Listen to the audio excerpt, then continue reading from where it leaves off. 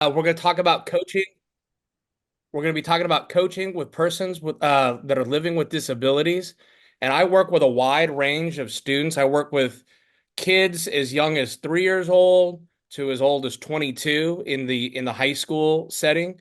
In the U.S., they allow kids to continue with disabilities up until the age of 22, and then I work with them as they get older and adults after they've graduated high school as well. So that's sort of my background is what they call adapted physical education, and that's basically where most of my background comes from. And then, of course, I've been coaching weightlifting, and I've coached powerlifting and Special Olympics powerlifting as well over the years, along with football and track and field, or as I guess all of you would call it, athletics. So, yeah, that's my background athletically and teaching wise. Okay, so let's talk a little bit about what does special needs mean. The term special needs people refers to individuals who require additional or specialized support due to physical, developmental, behavioral, emotional, or learning challenges. These needs may be temporary or lifelong and can affect a person's ability to perform daily activities or participate fully in school, work, or social environments. Some common categories of special needs. You have physical disabilities, cerebral palsy, muscular dystrophy, amputation. You have developmental delays such as autism spectrum disorder, Down syndrome, learning disabilities such as dyslexia and ADHD, sensory impairments such as hearing or vision loss, chronic medical conditions such as epilepsy, diabetes, and cystic fibrosis, and then mental health conditions such as anxiety disorders, depression, and schizophrenia. Some important notes on first person language. It's more respectful and appropriate to use the first person language, such as individuals with special needs. It's real popular in the US and around the world. A lot of times it's people with disabilities. And then the phrasing emphasizes the person rather than defining them by their condition.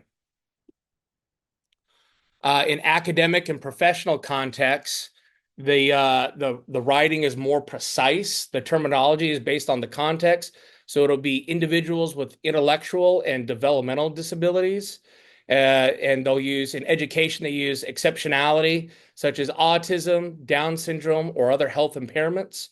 And the terminology may vary by field, such as for education, healthcare, or in exercise science. Okay, so this is going to be real important.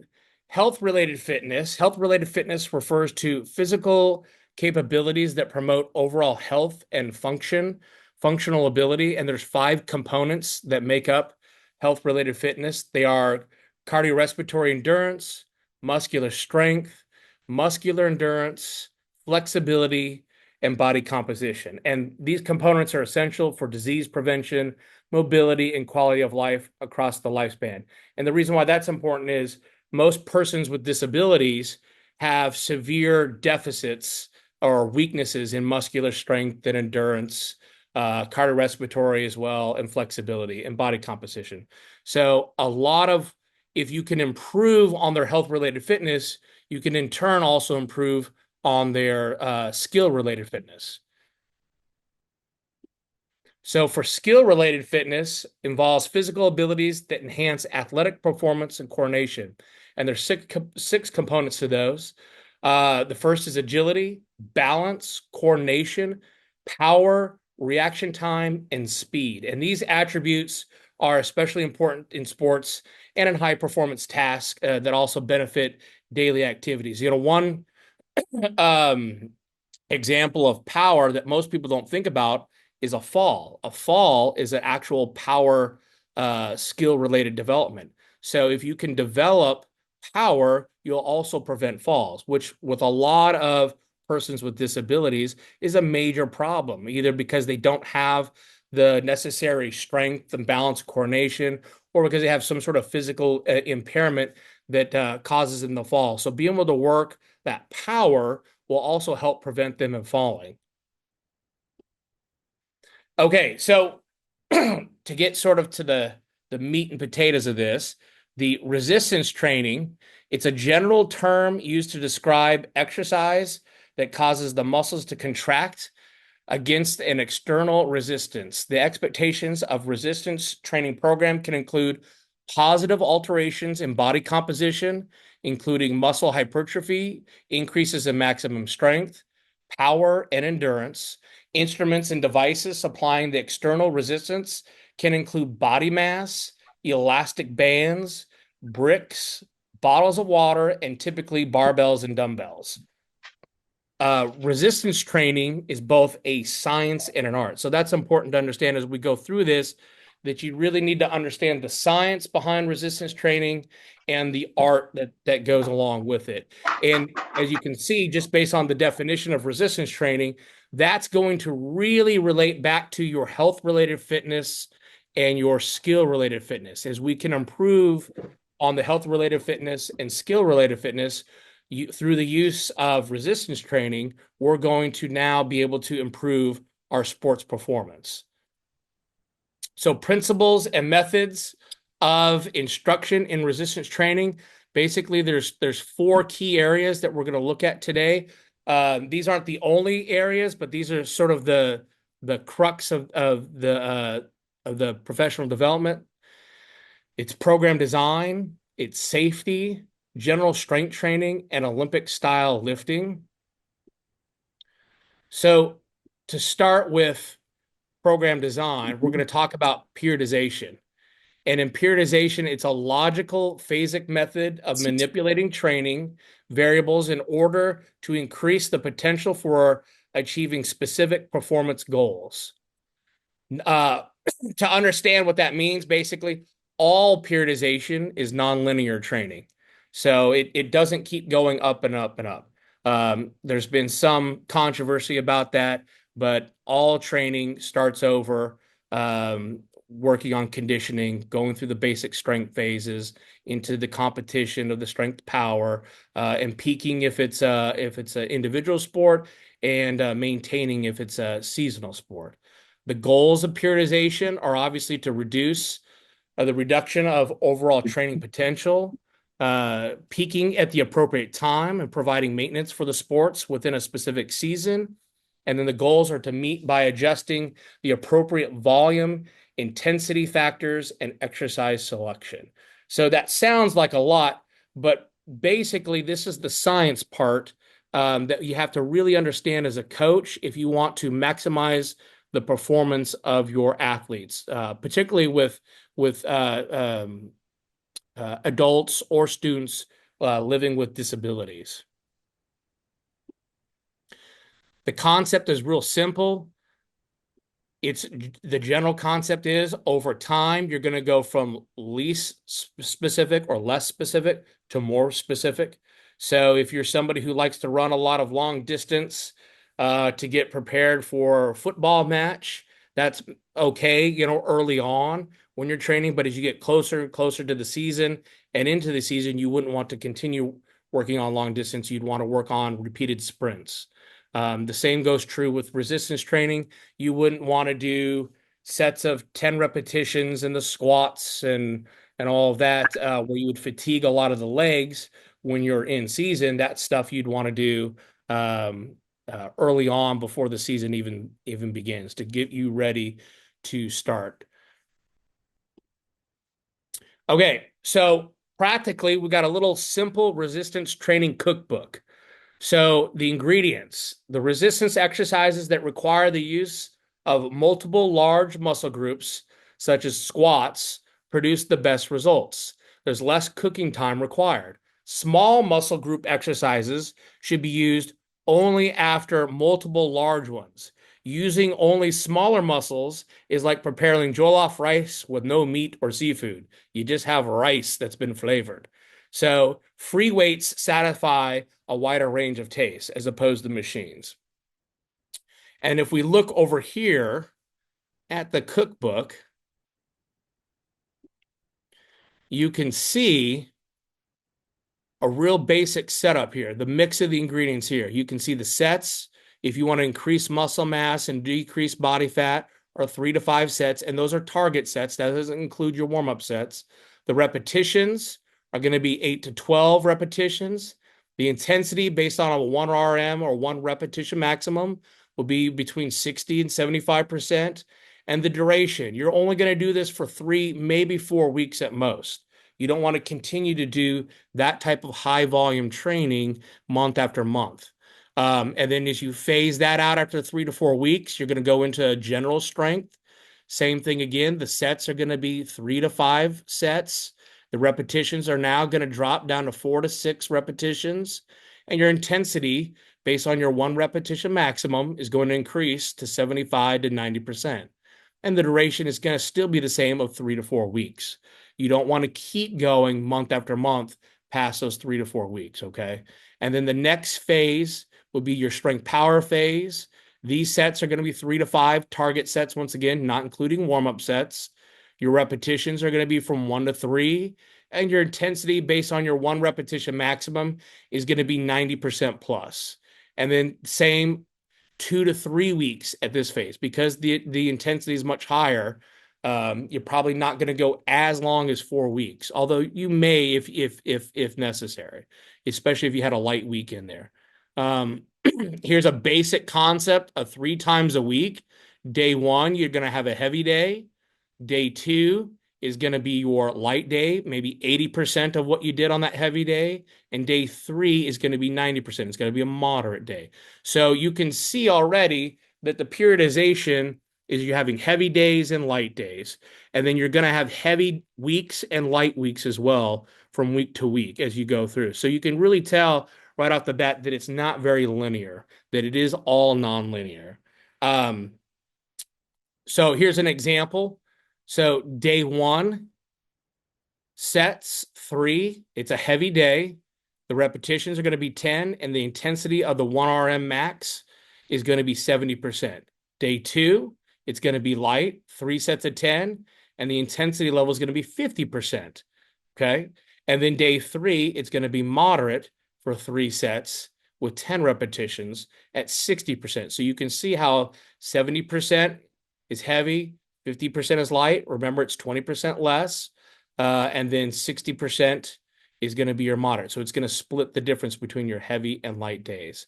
So that gives you a general idea of how you want to set it up.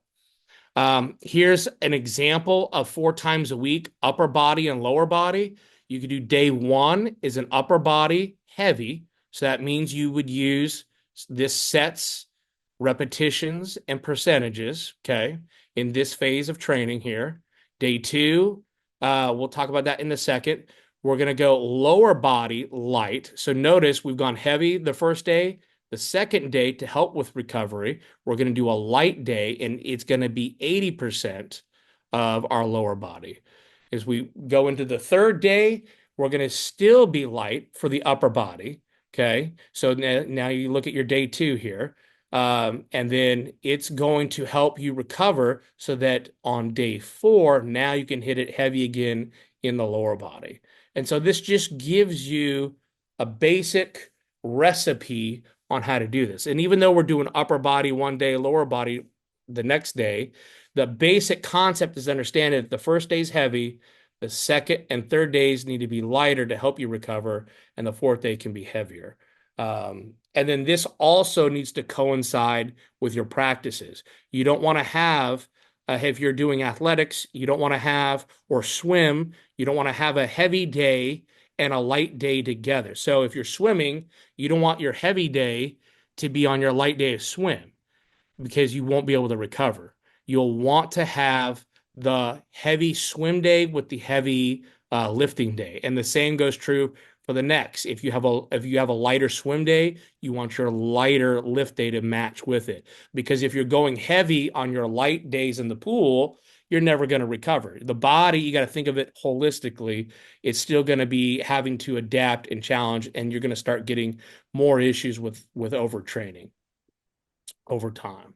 So hopefully that cookbook makes a lot of sense.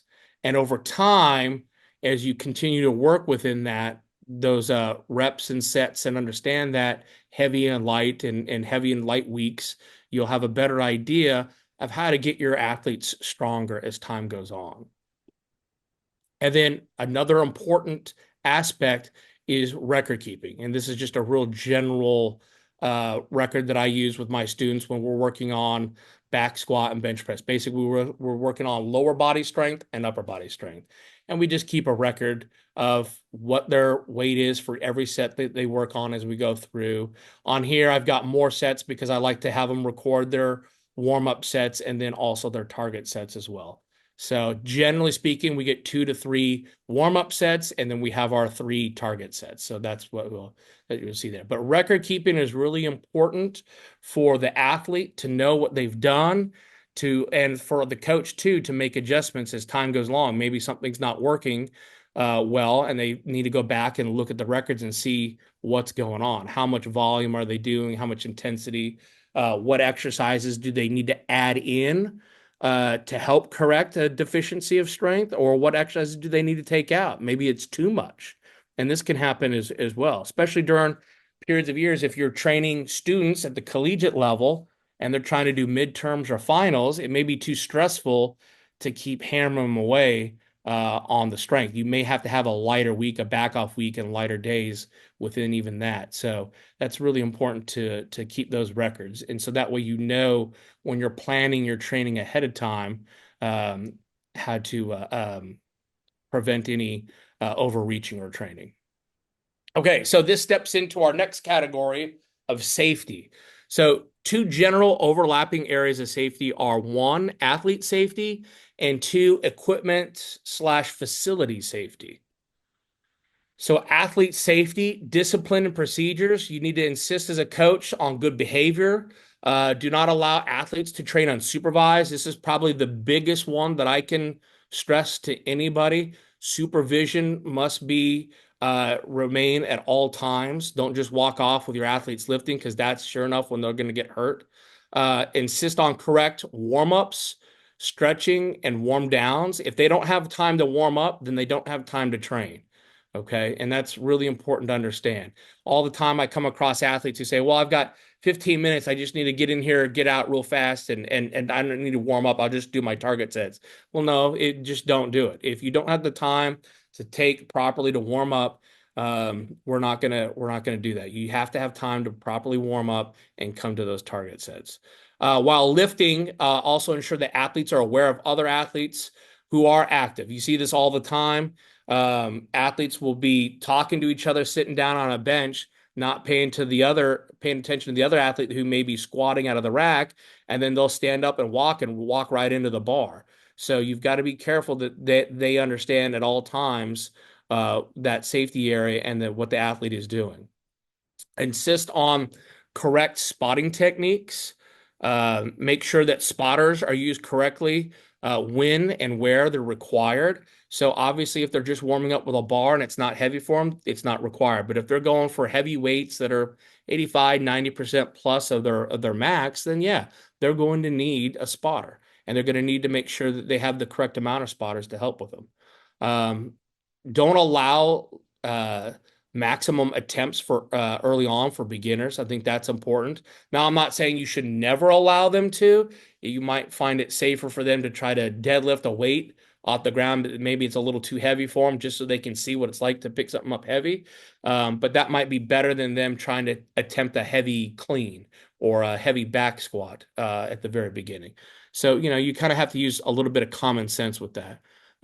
Develop evidence-based methodology. So just like we talked about, the periodization and programming, ensure that the training program provided is being used. That's a big one, especially now with social media. Kids get on all the time. They'll find an app, or they'll find some coach who swears that this is the latest and greatest way to train. And if you're not doing it, you're getting weaker. So you'll have to combat that and watch that as a coach, and talk to the athletes too. Tell them why your approach, it may not be the best, but it's an approach that you understand, and it's an approach that you can work with. And if it's somebody else's program, you're not probably going to fully understand it, and neither is the athlete. And so it makes it difficult to make adjustments and to be able to coach them safely and properly for the long term. And then also, don't allow the athletes to progress too quickly. And basically, what that means is don't push them too hard, too heavy, too often. It's okay if you try it maybe once a week, every other week. But if you're sitting there every time they come into the gym, trying to push them as hard as they can to get a new personal record or a personal best, that's going to cause problems for the athlete's safety. Also, technique. Be aware that weightlifting can be very tiring for beginners. So when they're learning to do cleans, um, understand that you can't do a lot of repetitions. You're not going to be able to do 10 repetitions in the cleans.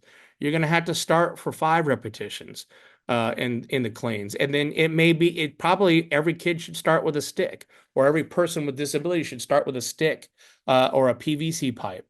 It helps for them to just basically go through the movement doing their own body weight. And then over time, you can get them a light bar, and then eventually a regular 20 kilogram bar if it's a men, or a 15 kilogram bar if it's a women's bar. And then be familiar with other barbell and other apparatuses, can be quite threatening for beginners too. So just understand that a lot of at least the younger students that I work with now can be very intimidated, particularly women and girls can be intimidated by it. So if you can build that confidence by starting ultra light, way more than what they starting with weights that are way less than what they normally would, then that'll help build the confidence. And that's where starting with the stick, I feel, or lightweight plates can really help them build that confidence. And then over time, you'll see they'll start to want to gravitate towards the heavier barbells and the heavier weights. Um, you want sound, mechanical, correct lifting technique. Emphasize proper back position. Should be taught basically keeping that back flat all the time. In the gym, we have some interesting words that we use. We use bowed up or a flat back or go straight up like a rocket ship. So whatever little coaching cue you have that can relate to kids on keeping their chest out and that back nice and flat, that I find that works really well with most kids. Instill on correct breathing on all lifts. Make sure they know properly when to hold their breath and when to let out their breath. That's always an issue, especially with beginners. Use light loads or light weights with new skills that are being learned. So once again, start everybody off with the sticks, PVC pipes, whatever it may be, and then slowly progress to lighter bars, and then eventually the typical gym bar. And teach beginners too how to miss lifts correctly. Progress loading at each individual's rate using appropriate monitoring techniques. And you all know this as coaches. There's just some kids who can progress a lot faster because they're just genetically talented. They can keep recovering and keep going. And then there's other kids who really need to take a longer approach. I had a student once who took 7 months to learn how to back squat. I mean, I never thought we'd actually get there. And that was training 2 to 3 times a week. But eventually we got there. And I've had students who, can do their body weight the very first day they squat. So it's an interesting difference individually when you're working with students like that. And then you want to use progressive stages strategy for each of the lifts. So when we teach the Olympic lifts, and we'll talk about this later on, we teach from the top down, and we also teach from the bottom up. So we start working deadlifts from the floor, learning to get the back flat, learning to keep their chest up. But at the same time, we start working cleans from the power position, from the hang, and then from also the knee, which is also a hang position, and then eventually from the floor. So, taking those progressive stages over time, over several weeks and months, makes a big difference with their learning outcomes. And most importantly, do not advance progressions too quickly so that beginners are continuing failing. If they miss once, that's probably good enough. Missing 2, 3, 4, 5 times, that's probably too much. And when they do miss, they should only miss maybe once in a total day or a total week. Really preventing kids from, missing, once again, that builds back to the psychology of them getting more and more confident.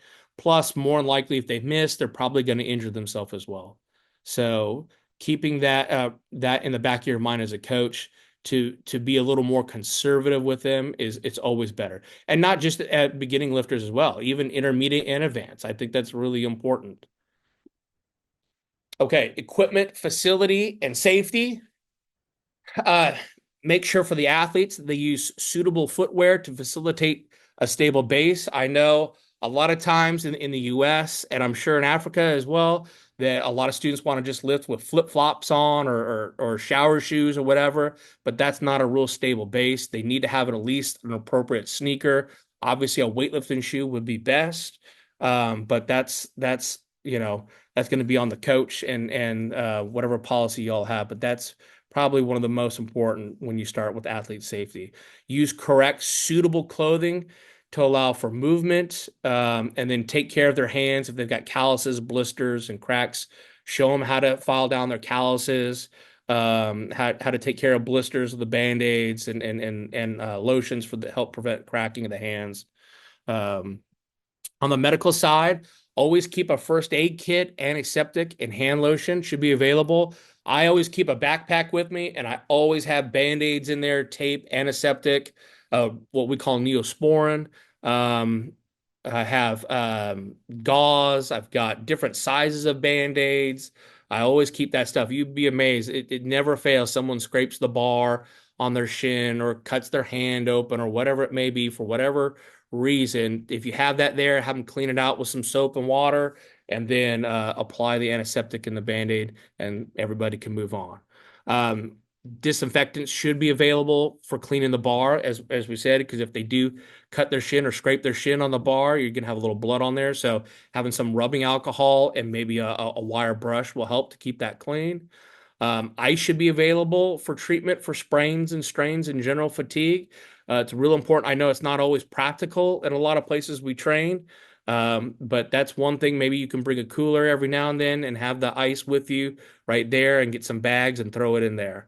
And then having an established emergency withdrawal procedures in case there's a fire or there's, for us, if it's flooding because of the bad rain, make sure you have all those, and let everybody know what they need to do in case of an emergency.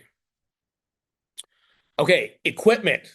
Ensure that training platforms are well spaced out, at least a meter apart. Okay, if they're too close, athletes who kind of drift off to the left or right could actually hit each other. It's difficult to load the weight on and off if it's closer than a meter. So, from a safety standpoint and a practicality standpoint, it's a lot better to have. Make sure the lifting surfaces are non-slip and firm and level. And believe it or not, in the US, I come across this all the time. They would rather have the weight room look pretty and have extremely slippery platforms instead of turning it over and having one that maybe doesn't look as pretty, but it actually doesn't slip. So that's something that I combat all the time in the schools where I work. Barbells should be evenly loaded and unloaded. Um, the collars for with early beginners, particularly because they're still trying to learn to stabilize the weight, and really more for as the weight gets heavier. Squat racks and other apparatuses are stable and the pins are in good working order. I know with at a gym at we have to talk with our athletes that we've got squat racks that have really sharp plastic on the side, and they can't put their hand on the side to raise and lower the squat rack. They always have to put it underneath, otherwise they can cut their hand open. So just little things like that. Make sure there's an adequate supply of chalk and resin. The chalk helps a lot, particularly with athletes who have a lot of sweaty hands or really wet types of hands, and the resin helps with the feet to keep them keep the foot surface sticking. It's not always necessary to have resin for training, but it certainly is if you're going for maximum weights in a competition. But the hand chalk is pretty important a lot of times. It helps. Make sure the discs are replaced in storage racks immediately after use. Helps to keep the gym free and clear of clutter and keeps everybody safe. Make sure the bar knurling is kept clean and disinfected. Make sure the bars are straight and revolve easily. This is a big problem for us in the schools. A lot of times people abuse the bars. They hit them on racks. They bend them, and then they don't revolve easily, and it creates all kinds of problems with the wrists and elbows and shoulders when you're trying to do cleans. So that's important to always check that. The training environment has a reasonable temperature and humidity that is maintained, and there's no drafts in the training area. So, if you're someone who trains outdoors, obviously it's best to have some sort of cover to protect you from the sun during the day if you can. I know not everywhere can you have air conditioning, so something like that would help. Maybe having a fan out to help blow at least the air to keep it from stifling. So these are just some of the basic equipment. Okay, general strength training. So we're going to talk about what the ideal back squat should look like, and then what an adapted back squat will look like, and some variations of it. The same with the bench press and the same with the deadlift. Okay, in this first video here,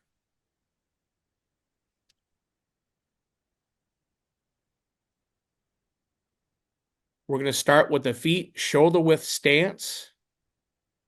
The hands are going to be just on the outside of the shoulder with a full grip on the bar. The bar rests on the upper back and the elbows are pointed back. The knees are in line with the toes. The lumbar curve is maintained, basically a flat back or slightly arched is what we're looking for. The hips descend and the back and down, and the hips descend lower the knees. That's a full squat. Anything above is not necessarily wrong, it's just not a full squat. And then most importantly, keeping the heels flat on the ground. So you don't want the heels to come off the ground. And then you stand up all the way or full hip and knee extension. So this is sort of the ideal squat here. Now, working with special needs athletes and people with disabilities, you're going to have to learn to adapt a lot of that. So here's an example. This is an adaptive back squat. We've got a PVC stick and a chair. This student is deaf, and so he has a coach communicating with him with sign language, communicating him to sit with the bar on his back all the way down into the chair. And then he's going to stand up when she gives the hand signal, and then the equipment that we're utilizing obviously is just the stick and the chair to help. So this is the first stage of teaching someone who is deaf how to squat. And then and also to remember, just because you are deaf, you may have learning disabilities as well. Obviously, it can be very difficult. Uh, it can be very difficult to understand everything if you're having to learn sign language from a young child all the way through as an adult. So just understanding, taking your time and being patient is a good way to start. Okay. Here's a student who is non-ambulatory, basically meaning he's wheelchair bound. He can use his legs to some degree, but he can't use them fully. So if you'll notice, we've got the barbell and it's strapped with tie downs that are crisscrossed on both sides over here. Okay. And so that way the bar doesn't move. He's sitting on a bench, so his legs are spread out, which helps. And then he's going to push his feet to the floor and stand up as hard as he can, using his one good hand that he has to help stabilize. And here's his coach on the side, helping out, making sure that he's working that.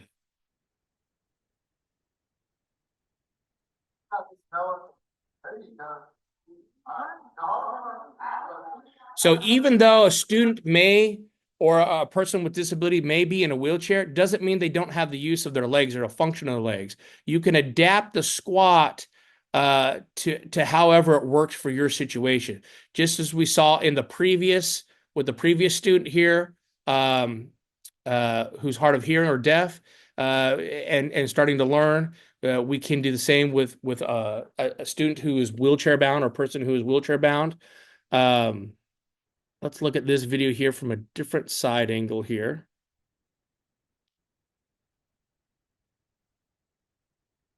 So what I'm looking for is that he keeps his feet flat on the ground and pushes all the way through, and he keeps his back flat, both as he comes up and he comes down. And you can see his back rounds slightly as he comes down. So that's something that we're going to continue to work on. But also, If you wanted to add more resistance to his squatting, you can add a backpack with weights in there, and you can keep adding more and more weights into that backpack for him to keep lifting. As you saw right here with Gavin, when he was squatting, he was looking up. Let's look at this again here. So his eyes aren't looking neutral. So that's the comment I made. And then he's got another coach spotting and working with him right here. And we make that correction. Make the correction to look straight ahead. Eyes neutral. There we go. And when you're coaching and teaching persons with special needs, you're going to find that you're going to have to do a lot of repeated instruction along with a lot of repeated directions. I kind of coined the phrase that if you haven't said it or shown it at least 5 times, you probably haven't said it yet. So really rely on those repeated instructions and repeated directions to when you're working with the students with disabilities. Okay, here's another example. We've got a lightweight bar. You can see the student is no longer using a chair. And then over here, we have the typical 20-kilo bar, men's bar, and the student's not using a chair. You see the coach here. He's got his hand pointed straight ahead so that they can make sure they're looking at a neutral position, not looking up into the ceiling or into the ground. The back is staying flat. The hips are below the knee. The feet are still flat on the ground. And you can see her over here. She's looking over at me because she wants to smile at the camera. But that's the idea is she's still keeping her feet flat on the ground. Her hips are getting lower. Her back is flat, and she's slightly twisted as she's looking at me. So, but that's the reason for the hand right here. Okay, next on the bench press, let's look at what an ideal technique for the bench press is going to be. The hands are going to be slightly wider than shoulder grip. You can begin with the arms extended at the chest and the feet are planted on the ground. The shoulders and hips remain in contact with the bench. The elbows are close to the body. The forearms remain vertical. The bar lowers to the bottom of the chest.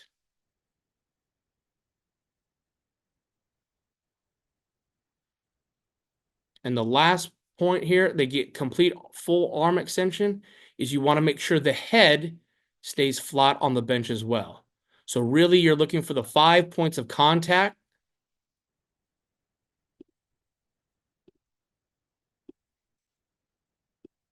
Where you have the head, shoulders, and hips in contact with the bench at all times, the left foot and right foot in contact with the floor at all times.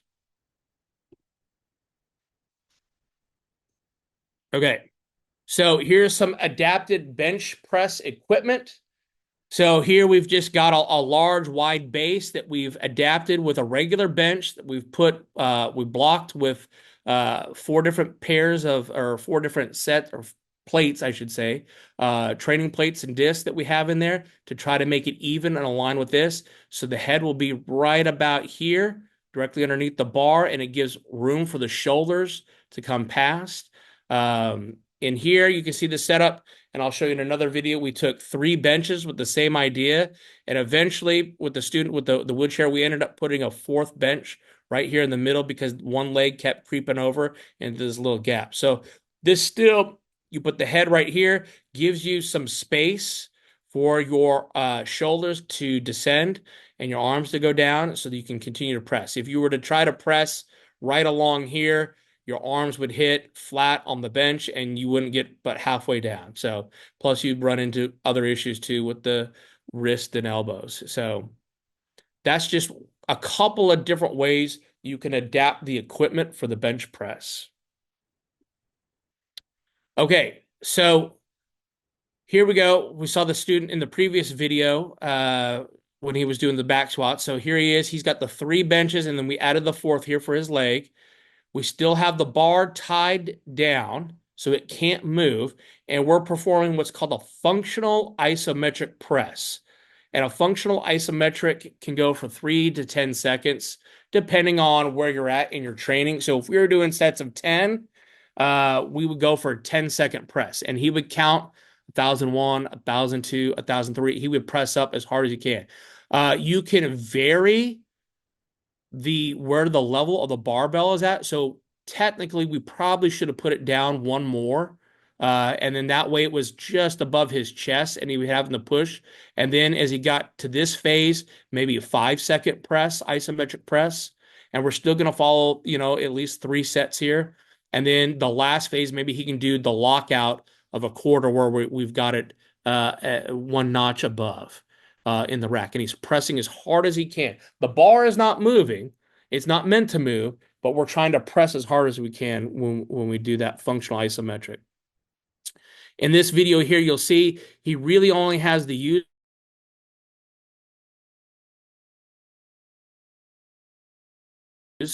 a lightweight to warm up with before we start going heavier. And we're going to focus on the full range of motion, still following the periodization model that we've talked about. Excellent. Lock it out. Lock it So out the best you got to can. keep, Good. yep, you got to keep reinforcing to get that elbow to lock out all the way.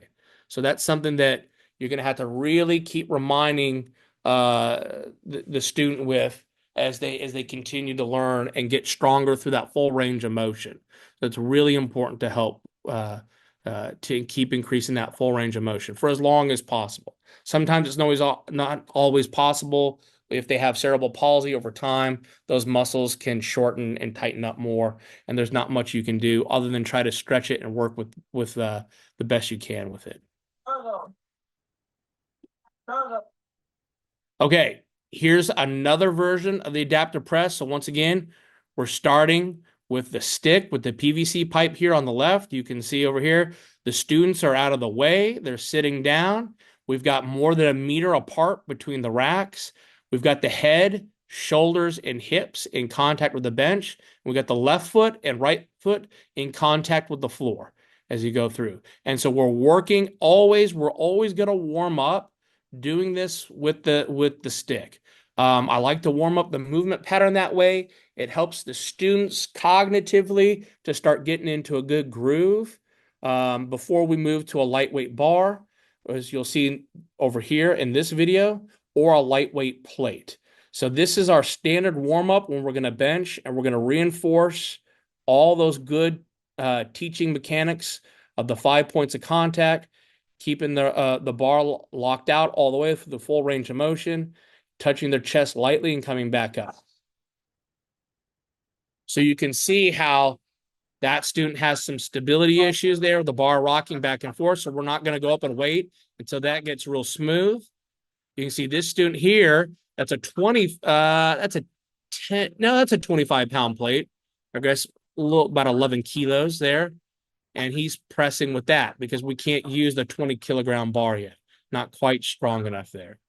So those are just a couple of adaptations that we do when we're teaching general upper body strength and using the bench press. And we're still following that cookbook. We're still working through. We'll go for 3 weeks for sets of 10s. We'll have heavy days and light days. We'll go 3 weeks for sets of 5, heavy days and light weights and light days. And then we'll have 3 weeks where, well, on that third and final week, we're going to max out when we're doing 3 repetitions and we'll lift our heaviest 1 rep max at the end. Okay, here's another, I guess, ideal deadlift. The back is going to be flat. The chest is going to be upright. Hip width stance, basically hands on the outside of the shoulder. Some people refer to this as a clean deadlift because of the grip. The hands are over the top. The shoulders are slightly in front of the bar. The back, as you can see, the lumbar curve is completely flat or arched. And the bar moves over the middle of the foot as they stand up, and the heels stay down. When working with a lot of special needs students and athletes, we and even regular, we tell them to bow up and keep that rooster chest. Keep a chest like a rooster. Keep it puffed out. That helps to maintain that good flat back. Okay, so let's look at some adaptations. So here we've got the wrist roll forward, the elbows are rotated out, the flat back, we got the rooster chest. And notice this bar here, it's 5 kilograms, and then we've got 2.5 kilogram disc on each side. So it's extremely lightweight. She's already warmed up with the stick, and these are her target sets that she's working. So even though she is very petite and small, we still work the cookbook. We're still following the periodization of the tens and the fives and the threes as we're going through. And while we maintain this good technique that we're looking for, she stands straight up like a rocket ship. So that's the coaching cue that we give. So we don't want them to go forward like a torpedo. We want them to go straight up and straight down, just like a rocket ship.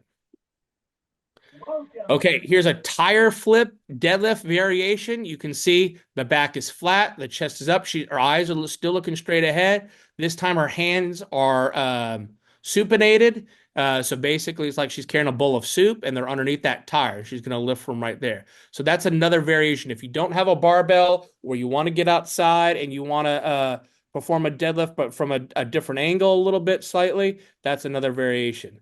And then this student here, he really only has one good arm, and the other one is just stretching as he holds on to it.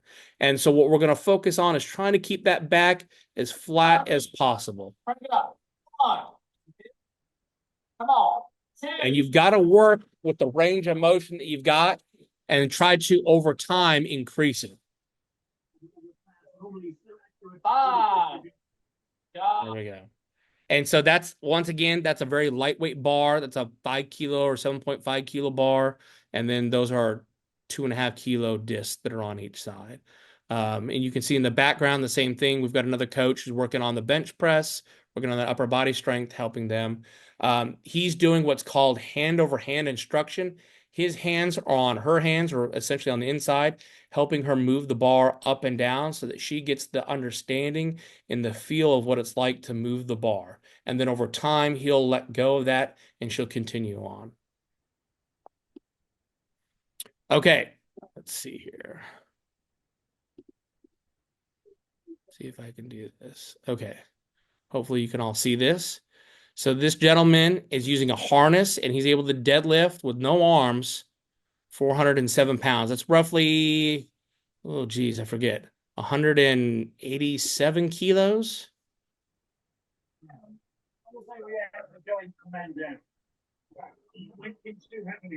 Plate.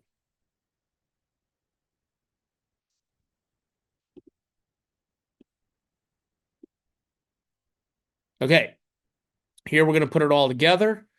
Here's an adapted clean and jerk with just one arm.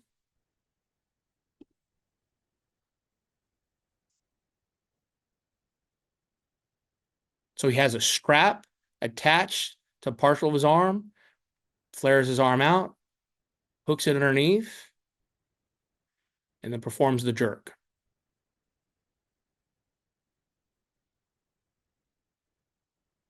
So the idea is he's still going through the same progressions as everybody else, still learning it, going through all that from the power position, from the knee, and then from the floor, and he's just adapting it with his device on having a strap attached to his limb.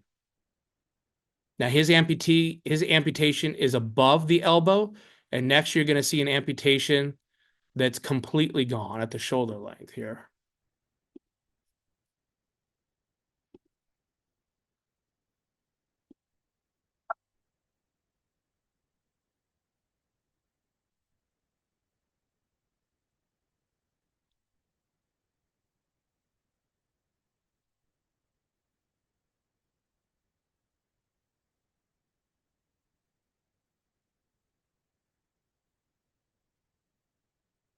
Pretty impressive.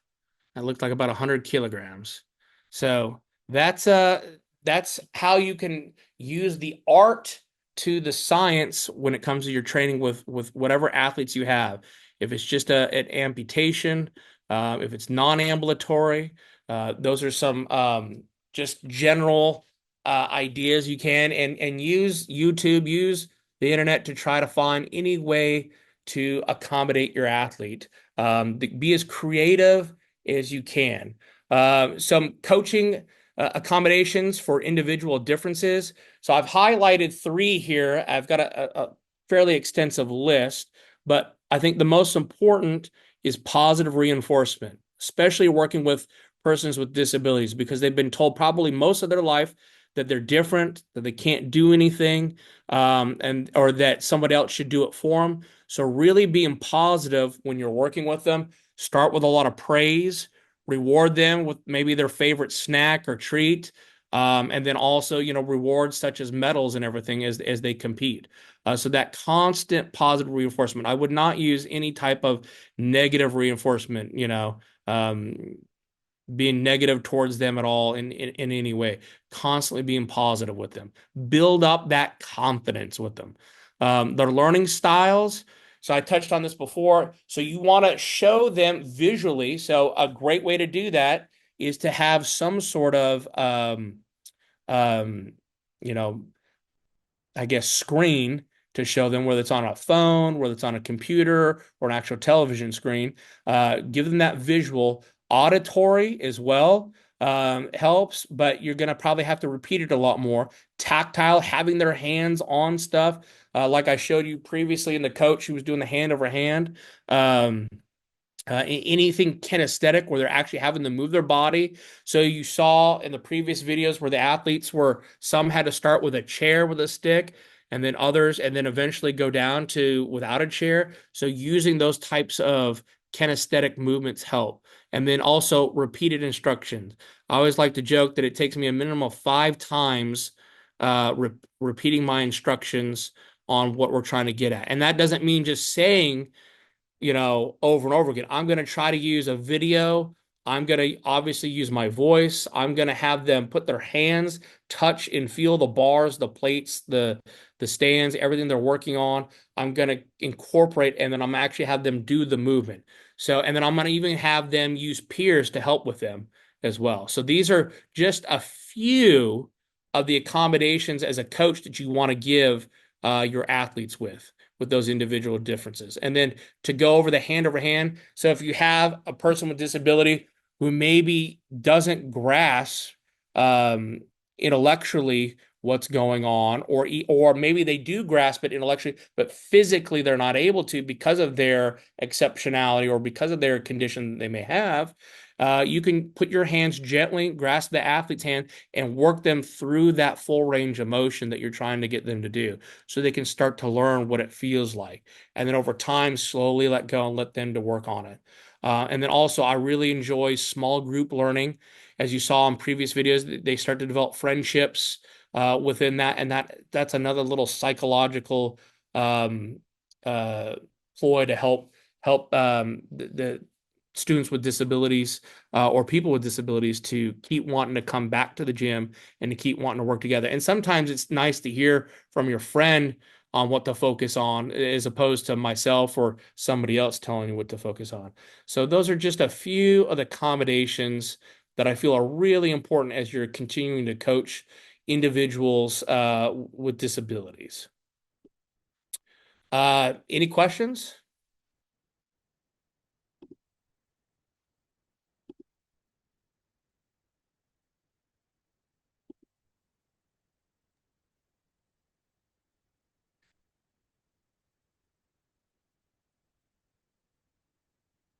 Questions? Uh, I don't have any question, but just to say thank you for the presentation. I'm a strength and conditioning coach, and I've liked and loved the way you done the presentation. And there's a moment you said about you must understand the science for you to be a strength and conditioning coach. So I love that part because at the end of the day, science is the root in any fitness. And also, I'm in love with the way you've explained the progressions, the fundamental movement skills, the fitness literacy going all the way up progression. So thank you for that, mate. I love it. Well, thank you very much. That's very kind of you. I appreciate you telling me that. Thank you so much. I'm so in love with what you've done, bro, and especially that special group category, the special population, the disability group. It's a group that most of us neglect or don't want to get involved because of the task involved. But at the end of the day, as you said, strength training or assistance training is about science and art. So it's a group that we cannot do away with. It's part of our society, and we must always make them and make them feel they're part of it. Thanks, mate. Oh, you're welcome. And I completely agree with you. Thank you so much. Yeah, welcome, mate.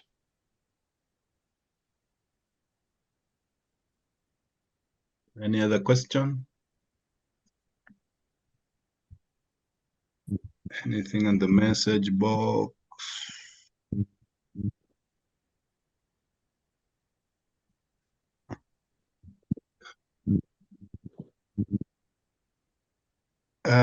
Go ahead. Okay, I too don't have questions to ask, but I also believe this is a wonderful presentation you've just got here. And I'm also glad that when we are training these people with disability, we need to pay attention to, in fact, pay attention to details as to how the method and the manner in which we instruct them.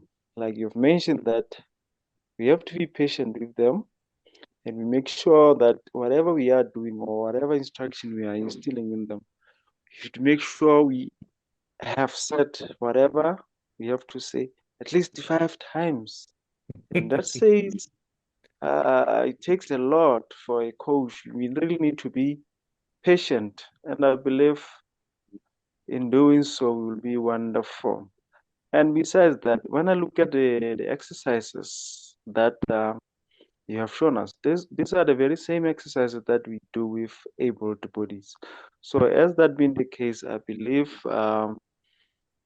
it says that we should, yes, pay attention to those who have disabilities, but let us not concentrate on their disabilities. But what is important is to train them to reach the level that we want them to reach. And I think that's awesome, really, because sometimes our fears often deny such people to get engaged and to end up getting that fitness or getting that power that's so needed by everyone else. So that being the case, believe me, I think I've just liked what you have done.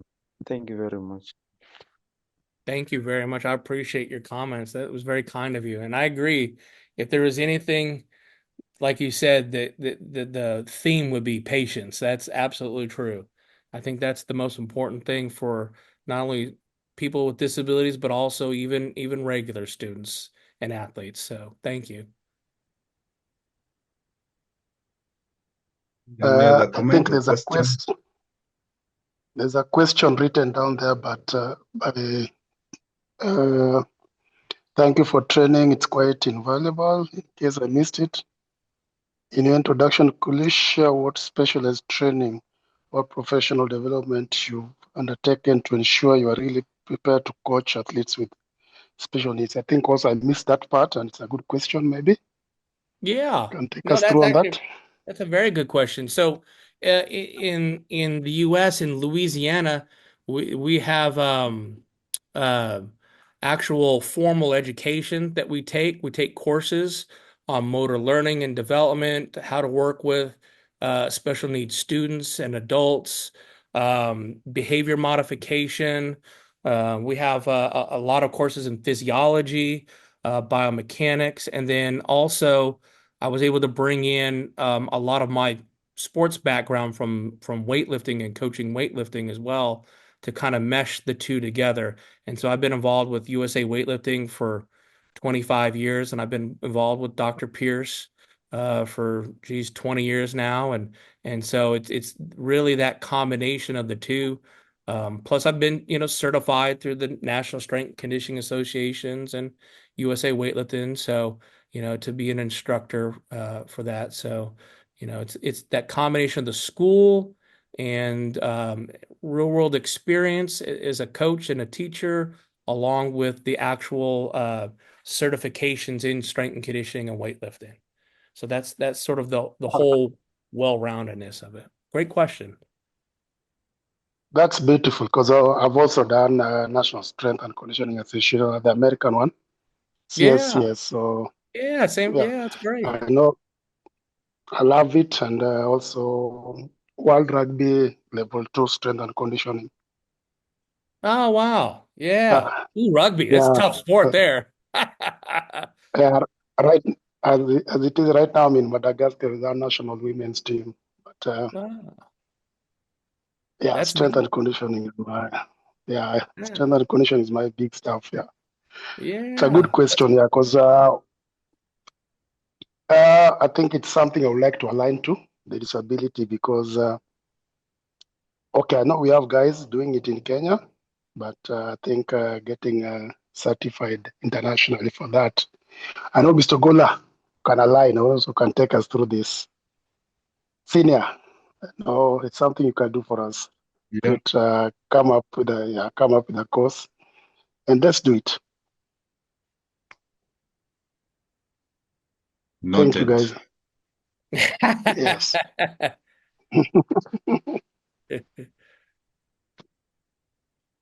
Uh, Josh, about your cookbook, what I love most is the cookbook, and what I would want to just find out from you, and I believe it will be also important for the other coaches that you can use that cookbook for strength and skill at the same time. Yes, absolutely, 100%. In fact, I kind of alluded to it.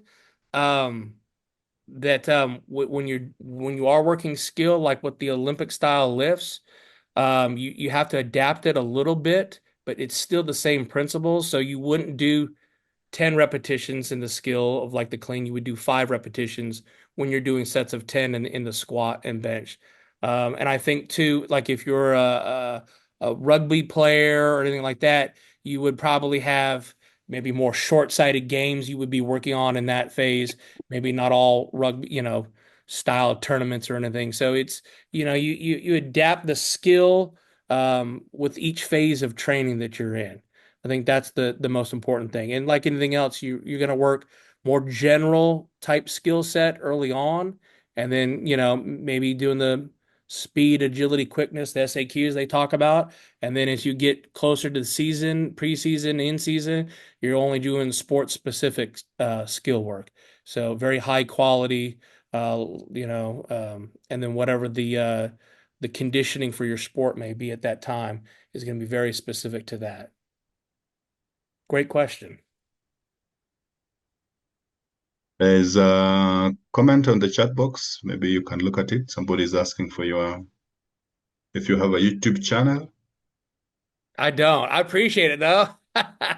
The technology thing is new to me. I've been doing my doctorate for the past couple of years, so I'm just now starting to get into social media. In fact, this is my only second talk I've ever given on Zoom. So I was more nervous about the technology going right. And I saw somebody where they said they couldn't see my screen. And then I was even more nervous. I was like, oh no, I'm messing it up already. My stepdaughter, she's young. She always helps me out with everything. All the kids, they know more than I do when it comes to technology. But I'm learning. I'm trying to get better. But that's a good idea. I may You are, try you are. to start something like that. So yeah. All right. Any other question? Any more questions or comments?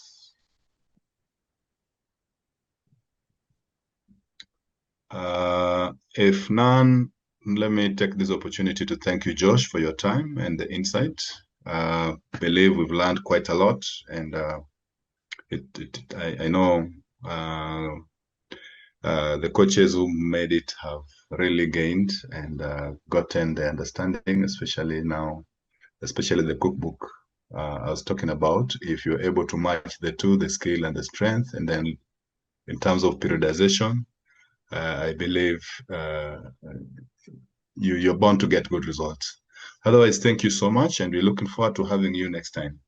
Well, thank you, John. I appreciate it. And thank everybody else for coming. Thank you so much for the friendly comments. I really appreciate it. Thank you. Thank you. And kindly share the presentations on Thank the you so much. WhatsApp or email so that those who are not able to attend can still have, get access. Absolutely. Otherwise, thank you so much for all those who made it. And Josh, we appreciate a lot and looking forward to having you next time again. Thank you, John. Appreciate it. Bye now. Yeah.